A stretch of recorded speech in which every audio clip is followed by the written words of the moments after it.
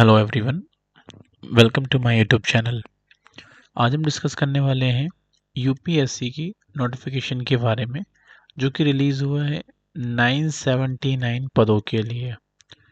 काफ़ी अच्छी वैकेंसीज़ हैं और ये सभी को पता होगा कि यूपीएससी एस्पिरेंट के लिए कितनी अच्छी वैकेंसीज़ हैं, जो कि IAS, IPS, IRS and IFS की पदों के लिए है। तो नोटिफिकेशन रिलीज़ हो चुका है, इवन फॉर्म फिल होने भी स्टार्ट हो गए हैं। तो हम इसकी start date, important date and last date, इन सभी के बारे में डिस्कस कर लेते हैं। तो डेट ऑफ नोटिफिकेशंस की हम बात कर लेते हैं। तो 25/1/2025 से फॉर्म फिल होना क्या स्टार्ट हो गए हैं।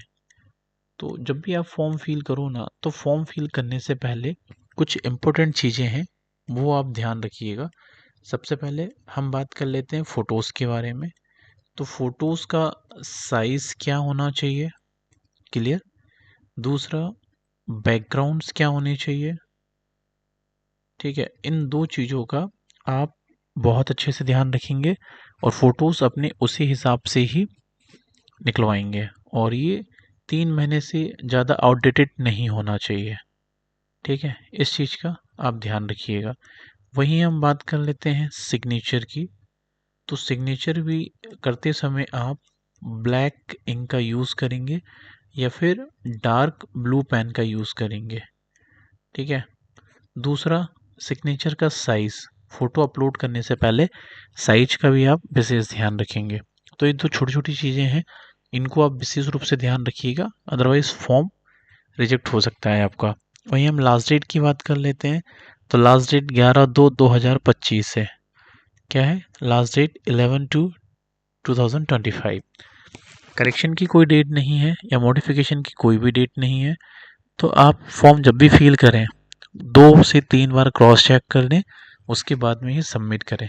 अदरवाइज आपको नया ओटीआर जनरेट करना पड़ेगा और फिर उसके बाद में ही आप फिर से फॉर्म फिल कर पाएंगे, उसमें मॉडिफिकेशन नहीं कर पाएंगे।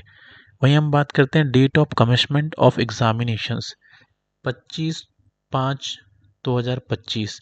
इस डेट को क्या होगा, आपका एग्ज़ाम कंडक्ट हो जाएगा। तो आपके पास ज़्यादा समय है नहीं है, प्रिपरेशन आपकी चल ही रही होगी। तो आप कल की डेट में ही फॉर्म फिल कर देना, लास्ट डेट का इंतज़ार मत करिएगा। हम क्वालिफिकेशन की बात कर लेते हैं। Candidate should possess relevant discipline. Relevant discipline में डिग्री होना चाहिए, किसी भी स्ट्रीम से उसमें चलेगी। एज लिमिट की हम बात कर लेते हैं। मिनिमम एज लिमिट 21 ईयर्स है, मैक्सिमम एज लिमिट 30 ईयर है। Candidate must have been born not earlier than 2 August 1993 and not later than 1 August 2024। तो ये जो दो चीज़ें हैं, एक तो जो 2 अगस्त 1993 के पहले अगर हुए हैं तो वो अप्लाई नहीं कर सकते हैं, और जो 1 अगस्त 2004 इसके बाद के हुए हैं वो ही फॉर्म को फिल नहीं कर सकते हैं। वहीं हम एप्लीकेशन फ़ीस की बात कर लेते हैं। तो female candidate, SC, ST and person with the benchmark disability candidate, उनके लिए जो फीस रहेगी वो रहेगी नील, ज़ीरो। उनको कोई फीस पे नहीं करनी है। वहीं जो अदर कैंडिडेट है, अदर में अनरिजर्व कैटेगरी के, OBC कैटेगरी या फिर EWS कैटेगरी, इन सभी को 100 रुपीज़ प्लस पोर्टल के चार्जेस पे करके फॉर्म फिल करने होंगे, ठीक है। अब हम बात कर लेते हैं वैकेंसी के बारे में, जो कि सिविल सर्विस प्रिलिमिनरी एग्जामिनेशन 2025 होगा। इसमें अप्रॉक्सीमेट जो वैकेंसीज़ हैं वो 979 अप्रॉक्सीमेटली वैकेंसीज़ हैं। जो भी इंटरेस्टेड कैंडिडेट हैं वो फॉर्म फिल करने से पहले एक बार डिटेल नोटिफिकेशन पढ़ लें। उससे क्या होगा, आपको कैटेगरीज डिफाइन हो जाएगी, नंबर ऑफ वैकेंसी किस किस कैटेगरी में है वो भी क्लियर हो जाएगा, और वहीं पे आपको डिटेल सिलेबस भी मिल जाएगा। तो सिलेबस भी आप वहाँ से ईज़िली तरीके से डाउनलोड कर सकते हैं और उसके अकॉर्डिंग आप अपने प्रिपरेशन को एक्सटेंड कर सकते हैं।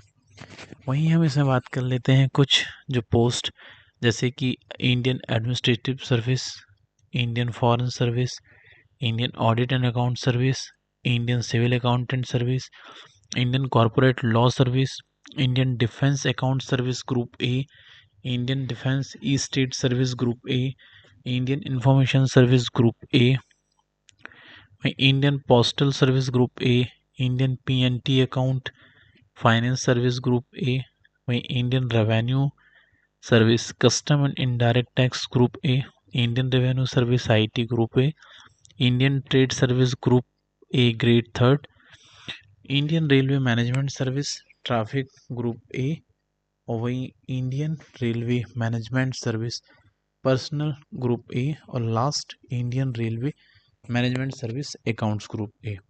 तो इन पदों में वैकेंसीज हैं जिसमें आप डिसेबिलिटी के साथ में भी अगर डिसेबल हैं तो भी आप फॉर्म फिल कर सकते हैं, और उसमें जो भी आपको बेनिफिट्स होंगे वो सभी के सभी आपको मिल जाएंगे। वहीं हम बात कर लेते हैं डिटेल नोटिफिकेशन के लिए। यू कैन विजिट www.upsc.gvo.in की वेबसाइट पर आप विजिट कर सकते हैं और वहाँ से आप डिटेल नोटिफिकेशन डाउनलोड कर सकते हैं।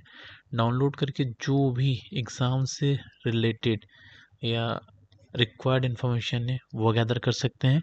बाकी यहाँ से हमने सारी इन्फॉर्मेशन आपको पूरी तरीके से देने की कोशिश की हुई है। वहीं अगर आप डायरेक्ट फॉर्म फिल करना चाहते हैं तो यू कैन विजिट https://upsconline.gov.in/upsc.otrp। आप जब यहाँ विजिट करेंगे तो यहाँ पे रजिस्ट्रेशन होगा आपका। रजिस्ट्रेशन पहले से है तो आपको रजिस्ट्रेशन करने की ज़रूरत नहीं होगी।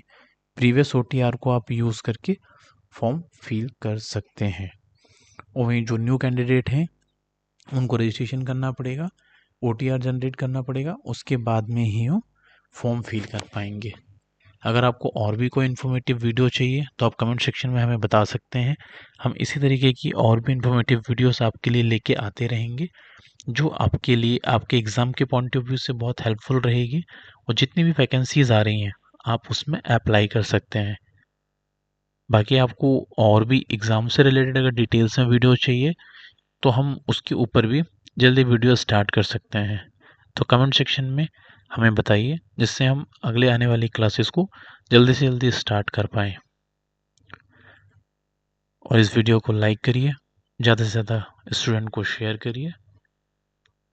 Signing off this session. Thank you so much.